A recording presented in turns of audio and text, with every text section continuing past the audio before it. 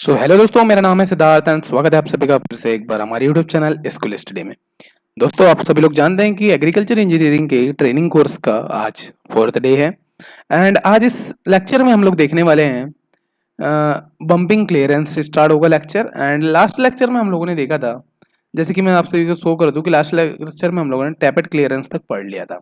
अगर आप सभी लोग इस वीडियो को देखना चाहते हैं, इसके पहले की वीडियो को, तो यहाँ पर ऊपर पे एक आई बटन दिख रहा होगा, उस पर क्लिक करके आप सभी लोग उन लेक्चर्स को देख सकते हैं, प्रीवियस लेक्चर को। और प्लेलिस्ट अगर आप पूरी चाहते हैं तो डिस्क्रिप्शन बॉक्स में प्लेलिस्ट दी हुई है, उस प्लेलिस्ट के थ्रू आप सभी लोग जो है लेक्चर्स देख सकते हैं।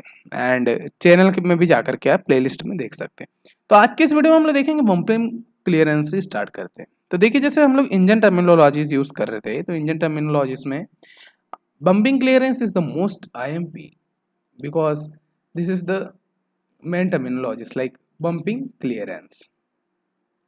दोस्तों, तो हम देखते हैं बम्पिंग क्लियरेंस क्या होता है। एक्चुअली मैं इंक चेंज करना चाहता हूँ, ये हो गया बम्पिंग क्लियरेंस।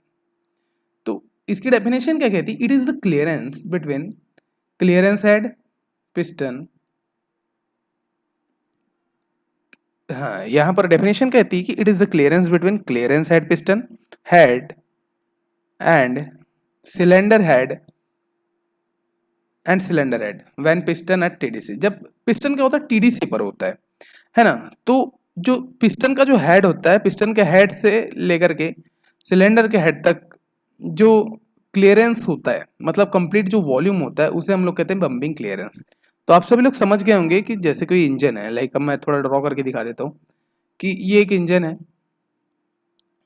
सॉरी, थोड़ा पोर्शन उधर चले गया, सॉरी। तो एक मिनट इरेज करके मैं डबल से यहाँ पर ड्रॉ करता हूँ कि जैसे ये हो गया इंजन है, तो इंजन में ये हो गया क्लियरेंस वॉल्यूम, ये हो गया हेड, पिस्टन का जो हेड होता है, पिस्टन के हेड से ऐसा। और यहाँ अगर TDC में, तो जितना इसका क्लियरेंस होगा, कितना मतलब ऐसा मुड़ा हुआ होगा, तो उसे हम लोग कहते हैं क्या बोलते हैं, बम्पिंग क्लियरेंस। और इसके पहले हमने देखा था टैपेट क्लियरेंस। तो टैपेट क्लियरेंस क्या होता है, रॉकर आर्म और वॉल्व टिप के बीच में था। और जो हमारा बम्पिंग क्लियरेंस है, ये क्लियरेंस हेड एंड और सिलेंडर हेड के बीच का क्लियरेंस होता है ना। तो ये आप सभी का क्लियर हो गया होगा, चिंता करने की कोई जरूरत नहीं, बिकॉज आगे लेक्चर्स में आप सभी को जब इंजन पढ़ेंगे हम लोग अच्छे डीप में, तो उसमें और अच्छे से समझ में आएगा। जब आप डायग्राम्स के थ्रू देखेंगे ना, तो उसमें आप सभी को अच्छे से समझ में आएगा। अभी आप सभी को सिर्फ याद करना है कि हाँ ये होती है, ज़्यादा इसमें दिमाग नहीं लगाना है। बिकॉज दिमाग लगाएंगे तो आप लोग बोर हो जाएंगे और फिर वो सोचेंगे नहीं यार, अब मैं को नहीं जम रहा है पढ़ते। लेकिन क्या है, बिल्कुल टेंशन मत लीजिए, सिर्फ आपको ये देखना है छोटे बच्चे जैसे कि हाँ भाई होता है, क्लियर बम्पिंग क्लियरेंस होता है, टैपेट क्लियरेंस होता है, इंजन में होता है। सिर्फ आपको इतना याद रखना है। उसके बाद हम लोग देखते हैं क्रैंक थ्रो। क्रैंक थ्रो भी एक टर्मिनोलॉजी होती है। It is the distance between centre of crank shaft main general and centre of crank pin. तो देखिए, पिस्टन मूवमेंट कैसे करता है, क्रैंक शाफ्ट के थ्रू करता है। अब क्रैंक शाफ्ट में जो सेंटर होता है ना, तो क्रैंक शाफ्ट के पिन से लेकर के क्रैंक शाफ्ट में जो सेंटर होता है मेन जनरल का, वहां तक का जो डिस्टेंस होती है, उसे हम लोग कहते हैं क्रैंक थ्रो। जब मैं आपको इंजन पढ़ाऊंगा तो उसमें ये सब जो टर्मिनोलॉजीज है और अच्छे से क्लियर करूंगा। उसके बाद हम लोग देखते हैं rock position when piston at TDC और या BDC में। अगर जब पिस्टन जो है TDC में हो या BDC में हो, तो जब the crank shaft rotate slightly 10 degree to 50 degree without any movement of piston. तो रॉक पोजीशन क्या होता है, जब पिस्टन है हमारा, मान लो स्थिर है, मान लो अगर TDC में भी हो सकता है या BDC में हो सकता है।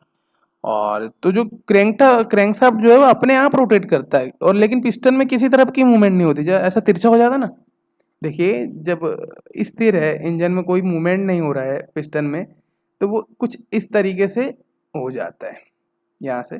तो इस जो डिस्टेंस होती है उसको हम लोग बोलते हैं रॉक की पोजीशन कहते हैं। जब आप लोग और डीपली पढ़ेंगे, एमटेक वगैरह करेंगे, जब आप सभी को और अच्छे से इसका नॉलेज होगा। ये सब टर्मिनोलॉजी थोड़ी एडवांस टर्मिनोलॉजी है, इसलिए इसका ज़्यादा यूज़ हम लोग नहीं करेंगे। तो आप सभी को सिर्फ पता होना चाहिए कि हाँ भाई ये टर्मिनोलॉजी होती है। Rock question. उसके बाद हम लोग देखेंगे नेक्स्ट है ब्लो बाय। क्या होती है ब्लो बाय? तो देखिए इसमें लिखा हुआ है, it is the leakage of compression through the gap between piston and cylinder wall into crankcase. Blow by होता है, it is the leakage, leakage होता है कंप्रेशन थ्रू। जब हम ज़्यादा ही कंप्रेशन करते हैं तो क्या होता है, लीकेज होता है। तो लीकेज कैसे होगा? गैप होता है थोड़ा सा पिस्टन और सिलेंडर वॉल के बीच में, तो उसके जो क्या कंप्रेशन के थ्रू जो लीकेज होता है उसे हम लोग कहते हैं ब्लो बाय। तो एक टर्मिनोलॉजी है कि जब कंप्रेशन होता है तो वहां से क्या कुछ अमाउंट में जो फ्यूल है वो बाहर आ जाता है, उसे हम लोग ब्लो बाय कहते हैं। सिर्फ इतना आप सभी को याद रखना, ज़्यादा इसमें क्योंकि एडवांस टर्मिनोलॉजी से जब आप हायर डिग्री करेंगे ना, एमटेक वगैरह, जब आप सभी को ये सब चीज़ें वहाँ पर यूज होगी, लेकिन अभी बीट के लेवल में आप ये सब चीज़ें आने देना। नेक्स्ट देखते हैं ऑयल पंपिंग। ऑयल पंपिंग तो आप लोग इजी से समझ के वहाँ सिर्फ नाम से समझ गए होंगे कि ऑयल को पंप करना है। तो इसमें डेफिनेशन क्या है? The engine oil is pumped by the piston ring into combustion. तो बोला है यहाँ पर कि इंजन जो है, इंजन में जो ऑयल है पिस्टन रिंग्स के द्वारा, जो पिस्टन रिंग बनी होती है उनके द्वारा पंप किया जाता है into combustion chamber, combustion chamber में पंप किया जाता है फॉर कॉल्ड ऑयल पंपिंग, है ना। Oil pumping is the process, एक प्रोसेस होती है जिसमें ऑयल को पंप करके कंबक्शन चैम्बर में डाला जाता है। भाई कंबक्शन चैम्बर में डाला जाता है, क्यों डाला जाता है? कि हम उसे कंबक्शन करके, उसे जला करके दूसरी एनर्जी में कन्वर्ट कर सके, इसलिए हम लोग जो है ऑयल पंपिंग का यूज करते हैं। तो नाम से ही पता चल गया, ये टर्मिनोलॉजिस तो आपको ऐसा है कि ऑयल को पंप करना। क्या के द्वारा होता है पंप? पिस्टन रिंग्स के द्वारा। ये क्वेश्चन एक बार पूछा गया है when the exam of AFO like, तो इसमें पूछा गया कि ऑयल पंप किस द्वारा होता है? पिस्टन रिंग्स के द्वारा होता है, समझ गए। तो ये था हमारा इंजन टर्मिनोलॉजिस के नेक्स्ट पॉइंट हमारा मीन इफेक्टिव प्रेशर। अब जो मैं आप सभी को कुछ पॉइंट्स बताऊंगा, ये आपकी गेट एग्जामिनेशन के लिए अगर आप प्रिपेयर करना चाह रहे हैं तो इन सभी में ये सब चीज़ें जो है यूज होगी when you are preparing for the GATE examination. तो ये जो इंजन की टर्मिनोलॉजीज है ये सब वहां पर यूज होती है। तो अब हम आगे देखते हैं मीन इफेक्टिव प्रेशर। तो गाइस मैं आप सभी को एक पॉइंट बता दूं, when you are preparing for the GATE examination, so this all terminologies coming in next slide, this is very important for the examination। इन्हीं से जो है क्वेश्चंस बनते हैं, बिकॉज ये थोड़ा कॉन्सेप्चुअल भी है और प्रैक्टिकली भी है, इसे पता करना। तो 16 नंबर का पॉइंट हमारा, हम इसे दूसरे पेन से ड्रॉ कर लेते हैं बिकॉज इंपॉर्टेंट है। तो mean effective pressure, red pen थोड़ा ज़्यादा ही हाईलाइट हो जाता है, लेकिन थोड़ा दूसरे रंग से देखते हैं हम लोग, येलो से करते हैं। चलिए, मीन इफेक्टिव प्रेशर क्या होता है? प्रेशर के बारे में बात हो जा रही है, जैसे कि नाम है तो प्रेशर ही को कुछ होगा। तो it is the average pressure during the power stroke minus the average pressure during the 3 stroke, है ना। अब पता चल गया आप सभी को कि एक औसत प्रेशर है, मतलब 4 स्ट्रोक में जितना प्रेशर होता है, ये क्या बोला है कि पावर स्ट्रोक में जितना वो होता है during the power stroke pressure, power stroke में जितना प्रेशर होता है उसको अगर हम लोग जो 3 स्ट्रोक जो हो रहे हैं हमारे पास, पावर स्ट्रोक के अलावा जो 3 स्ट्रोक कौन कौन सी बचती है? एक इनटेक हो गई, सेकंड नंबर पे अपना क्या हो गया? कंप्रेशन हो गया, और एग्जॉस्ट। तो तीनों को जोड़ करके अगर ओनली अगर पावर स्ट्रोक से घटा दिया जाए तो हमारा क्या निकल जाएगा? मीन इफेक्टिव प्रेशर निकल जाएगा। समझ गए आप लोग? तो average pressure during the power stroke minus the average pressure during 3 strokes. तो ये इजीली आप सभी लोग समझ सकते हैं कि पावर स्ट्रोक ये हो गया, माइनस जो 3 स्ट्रोक क्या हो गई? इनटेक हो गई एक, प्लस एग्जॉस्ट, और प्लस क्या हो गई? एक हो गई कंप्रेशन।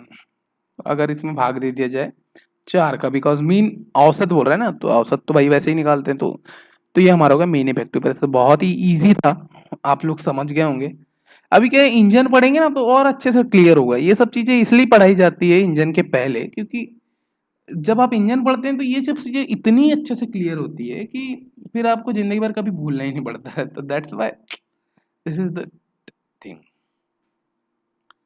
नेक्स्ट पॉइंट है हमारा specific fuel consumption. Specific fuel consumption, तो इसकी यूनिट होती ग्राम पर किलोवाट आवर।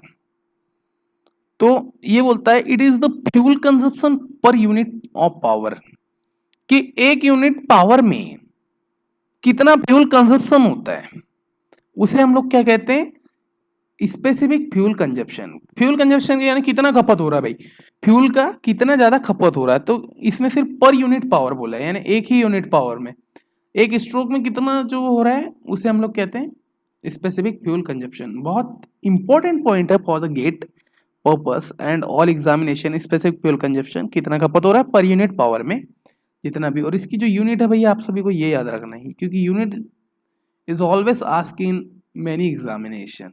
आपको वहां पर पता नहीं होता, भले ही आप डेफिनेशंस तो याद रहती है बट ये सब चीजें की यूनिट्स याद नहीं रहता। तो that's why specific fuel consumption आप सभी को याद रखना है। नेक्स्ट हमारी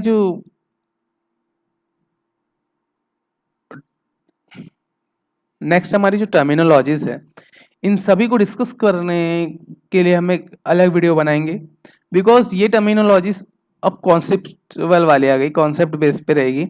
तो इसके लिए एक अलग वीडियो बनाई जाएगी और जो वो होगा हमारा इंडियन टर्मिनोलॉजीज का पार्ट 3। तो आज की वीडियो में सिर्फ इतना ही और मिलते हैं नेक्स्ट वीडियो में, और इसके आगे की जो टर्मिनोलॉजीज हम लोग नेक्स्ट वीडियो में डिस्कस करेंगे। और चैनल को सब्सक्राइब करिए, शेयर करिए। मिलते हैं नेक्स्ट वीडियो में।